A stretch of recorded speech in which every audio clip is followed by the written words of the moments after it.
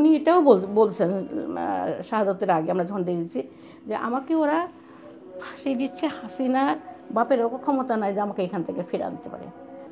বলছেন যে রোজ হাসরের ময়দানে ওই কসাই কাদের অট্টহাসি দিবে, আর কাদের মোল্লা তখন আল্লাহর কাছে এর জবাব চাবে যে ওরা কসাই কাদের সাজায়ে আমাকে যে শাস্তিটা ফাঁসির কাস্টে ঝোলানোর ব্যবস্থা করতেছে। উনি এত সিম্পল ছিলেন, এত কখনো মিথ্যা কথা বলতেন না, কোনো জোরে কথা বলতেন না। সেই মানুষ ওইখানে গিয়ে এত মানুষকে ধর্ষণ করছে, এত মানুষকে হত্যা করছে, এটা একটা অবাস্তব।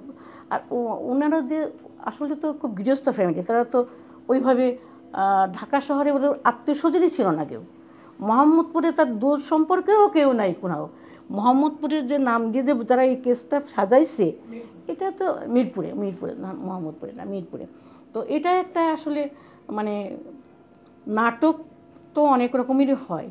এটা কী ধরনের নাটক বলবো, মানে ইন্ডিয়ান সেই যে খারাপ খারাপ সব মেয়েরা, ছোটো ছোটো ইয়াং মেয়েরা যে পাগল, ওই ধরনের নাটককেও ফেল মারাই পড়ছে, এমনভাবে তারা সাজাইছে। যাই হোক, তো এগুলো সবই মিথ্যা আমরা জানতাম, এবং উনি এটাও বলছেন শাহাদাতের আগে আমরা যখন দেখেছি যে আমাকে ওরা ফাঁসি দিচ্ছে, হাসিনার বাপের ক্ষমতা নাই যে আমাকে এখান থেকে ফিরে আনতে পারে। এটা এবং মোসাদের পরিকল্পনা অনুযায়ী এগুলো হচ্ছে। সুতরাং এখান থেকে বের হওয়ার তাদেরও কোনো উপায় নাই। সুতরাং তুমি ধরেই রাখো তারা একটা পর্যায়ে আমাকে কোনো জায়গায় নিয়ে যাবে। তবে আমরা যে সবথেকে খারাপ লাগছে যে তাকে যাবজ্জীবন দিল, এরপরে এই শাহবাগীদের ফাঁসি চাই বলার পরে তারা যে রায়টা বদলায় ফেলাইলো এবং রিভিউ করার যে সুযোগটা তারা দিল না, এটা আমাদের সাথে তারা বড়ই অবিচার করছে।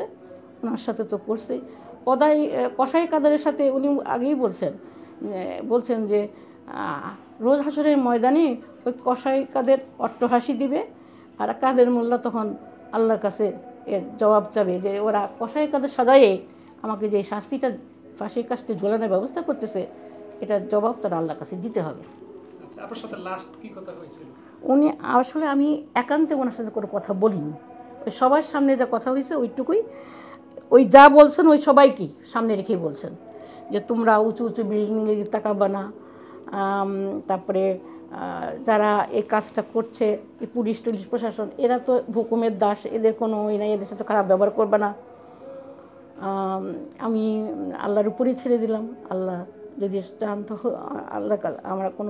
আমি এতে আল্লাহর কাছে শুকরিয়া আদায় করছি যে শাহাদত হিসাবে তো আমি অনেক আমার তামান্না ছিল। সুতরাং তোমরাও এই ব্যাপারে করবে না। আর সবথেকে বড় জিনিস, যে কারণে তারা ইসলামী আন্দোলনের জন্য তারা আমাকে ফাঁসির কাস্টে ঝোলাচ্ছে, তোমরা তোমাদের ছেলে মেয়েদের বংশ পরম্পরায় তোমরা ইসলামী আন্দোলনের সাথে থাকবা, এইটার জন্যই তারা আমাকে ফাঁসি দিচ্ছে। এবং এটা ইব্রাহিম সাল্লামের থেকে শুরু করে যত নবী রসুল আসছেন তাদের কেউ তারা ছাড়ে নাই, এই কাফের মুশরিকেরা। সুতরাং এরা তোমাদেরকে আমাদেরকেও ছাড়ছে না। সুতরাং তোমরা এই পথ থেকে দূরে দুনিয়াবি লেখাপড়ার পাশাপাশি ইসলামী জ্ঞান, কোরআন হাদিসের জ্ঞান তোমাদের অর্জন করতে হবে, এবং এই পথে তোমাদের আজীবন থেকে যেতে হবে।